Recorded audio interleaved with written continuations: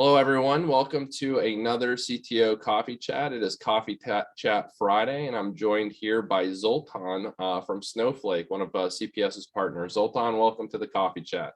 Hey, thanks for having me, Justin. Appreciate it. Yep, no problem. So today we're going to focus on data in the global supply chain. So as you know, Zoltan, we're facing a big supply chain issues with barges out on the ocean not coming in, and things being manufactured overseas. And it got to me thinking on this coffee chat all about data and how we can maybe help understand inventory levels at our suppliers or our partners, as we're producing products at our facility, or customers thinking about, I got to produce all this stuff and there's all this long lead time. How can I start to source and share my data so that I can make a better customer experience? I can actually get through this kind of pandemic and this challenge. So really started making me think about Snowflake, because I mean, that's what Snowflake does. It's all about sharing data in the cloud. So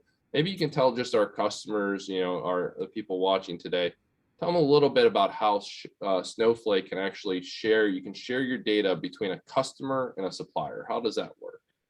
Yeah, so I'll take a quick step back and try to simplify this. But what Snowflake is an instantly scalable database in the cloud, right? So we expand the kitchen to as many cooks as we need, and that it becomes relatively cheap because it spins up and shuts down instantaneously. That's the magic behind it, right? Born in the cloud, and it's super hands-off on maintenance. That's the thing. Like, if you want to grab business value out of it real quick, like, you don't have to babysit this thing. So from the standpoint of sharing data, because we expand the kitchen, right, it's just a scalable database, and it happens to cross-pollinate cross-region in clouds and cross clouds, right? If you're on AWS, you can have your instance on Azure and it behaves the same, and it keeps just one copy of the data relevant. So as you share, kind of like with business units, right? Because even companies become cities of sorts, right? You have 40,000 plus employees or thousands of employees. It's a small city, right? Not everyone can get into my finite little box that I bought, right? Of this legacy architecture. So from that standpoint, right, I can share with my business units, right? If marketing wants to have a copy of the data, they don't get a copy. They get to see the real thing that's live updated.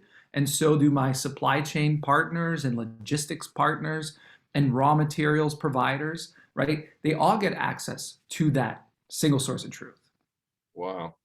That seems like an ideal world, and I like how you said that it's a kitchen and it continues to expand. I'd like to see the kitchens at some of these restaurants that just have many chefs, right? You got a bunch of different chefs and making these elaborate meals. So that comes to a question that I have. Then you have data, and data is becoming an asset. Actually, we had a coffee chat about data as an asset. It's a really good coffee chat, and as we start to think as data as an asset, it becomes that, how do we secure this? How do we, we're giving these small cities access, or our suppliers access. How does Snowflake actually secure the data? Like, what do you guys do to make sure that you're only seeing what you can see and using what you can use? Yeah. So very good question. And we actually have to understand like how data is shared today, and actually what kind of security vulnerabilities, I'll call it, we have in place today, just organically, with the way we share data. Yep. So the way that we share data today, I can think about just FTPs, right? Or just sending files, just constantly sharing data today.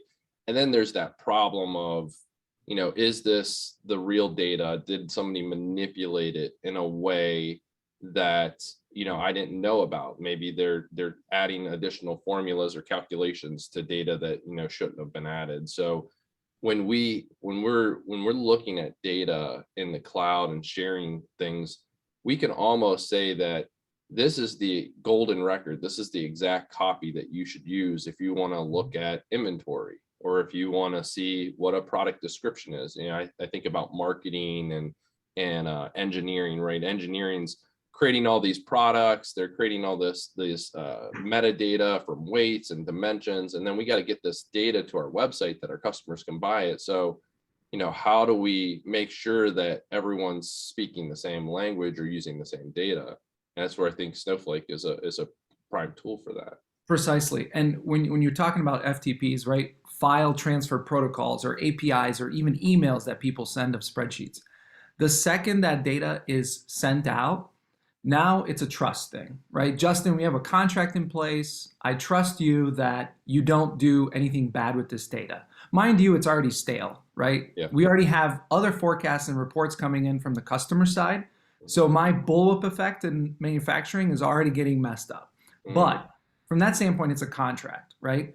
With Snowflake, because I give you access, right? It's very robust role-based access control, right? Justin is a customer. He will not see these columns or these rows, right? So it's a dynamic data masking based on the role you have, right? So it's like Justin does not belong to, XYZ company that I work for, but he should see this data because he's going to have better outcomes for us, and that efficiencies will come forth in a profit, right?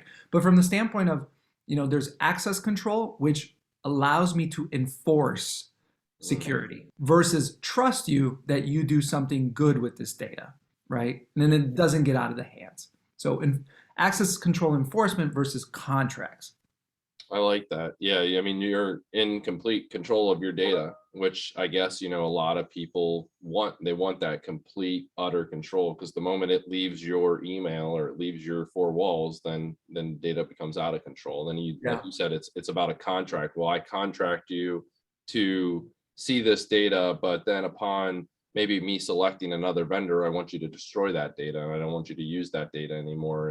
And so how do we enforce that they don't no longer see it? And with Snowflake, you've got that opportunity. So yeah, excellent. not to stretch this conversation now too far on the security side, but with FTPs, right? If you have a manual error, right, human error, it happens. If I have a wrong push, like, oh, Justin should not have received this data, we have to get both of our legal teams involved. And I have a specific example from an actual Cleveland client that did this before, where we pushed the data to the wrong customer. And this stuff is HIPAA compliant stuff that we could go to jail for. Wow. We had to get our legal involved and their legal involved for 6 weeks, right? I'm talking on behalf of this customer. Sure. Now it's just a direct share. It's access control. There's still human error, right? Ooh, I shared it with Justin. Nope, just revoke it. So it's all good, right? So I know Justin can no longer access this, period. Excellent. Huh.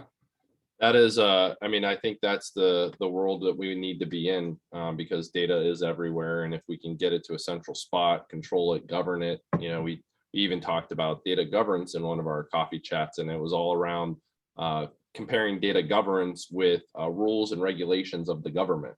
And each branch, the federal, the state, the local, have different rules and regulations, and data governance for companies, kind of formulate those same frameworks or guidelines for data. And if you think and incorporate such a powerful security mechanism and sharing mechanism like Snowflake into that consideration, then you've got really, the perfect world of your data governance program and really control of your data. So that was, I mean, great conversation on security. And as we again talking about the supply chain and how we can start sharing data to better predict inventory and better predict a lot of things with our suppliers and maybe get better pricing and things of that nature. All of this, sometimes we talk up in the clouds a lot of times, and it's a lot of theory, and people are like, there's no way you can do this, or no way that you can restrict that access or keep data within. So, a lot of times I think we start to talk about, how do we actually show a customer this? And we call it, at CPS, proof of values, prove the value of technology. So maybe you can tell our customers and some of our listeners today, how could you get started? What does a typical proof of value, proof of concept look like? How long does a pilot run? What are your customers doing to just try Snowflake today? Yeah, that's a great question. By the way, up in the clouds, right? Or pipe dreaming, I like to call it. We're not like, this is a reality today where multiple like Fortune 500 companies, let's call it. By the way, over 45% of the Fortune 500 now uses Snowflake. So it's become a huge network, the data cloud, right? Yeah. But I have a specific example where there's a huge footwear merchandising company out there um, who is doing this end-to-end supply chain view, instantaneous live data sharing, right? All the way from their stores down to their factories overseas, right? And then they get to see their forecast, and they have self-reported back to us that they're saving $250 million per quarter on supply chain efficiencies or have gained. Wow. It's ridiculous. So again, like the proof of value for us is so simple to prove out because these direct shares or even sharing outside of Snowflake to non-Snowflake customers is so easy to set up. So we can set up a direct share within less than a minute or two. The one caveat that becomes is like, well, what columns and rows do you want to mask, right? Those are all SQL commands. You get to work in SQL, but you still have to decide what Justin or what Susan might have to look at or what would be appropriate. But all in the spirit of like, how do we reduce this like inventory bullwhip effect, right? Yeah. So if I was a customer and I wanted to get started, what's it take? Is it a day? Is it a week? Is it a month? Like, what are we looking at here Yeah. to try this thing out? Well, it matters, is your data in the cloud, right? You click on a free trial with Snowflake, you get 30 days for free. You get a lot of firepower from the standpoint of how many workloads and data you can store based off of a free trial. But Okay. even we could provide you with a custom demo, right? But Sure. it's all the same. It's all about direct data sharing, Yeah. and everything, data is data, whether it's sensitive data or just vanilla obfuscated data, de-identified data. We'll show you how easy it is. And by the way, we have so many live hands-on labs and workshops, Mm. and obviously, CPS would be more than happy to implement the real deal, but we're happy to prove it out with you guys. Yeah.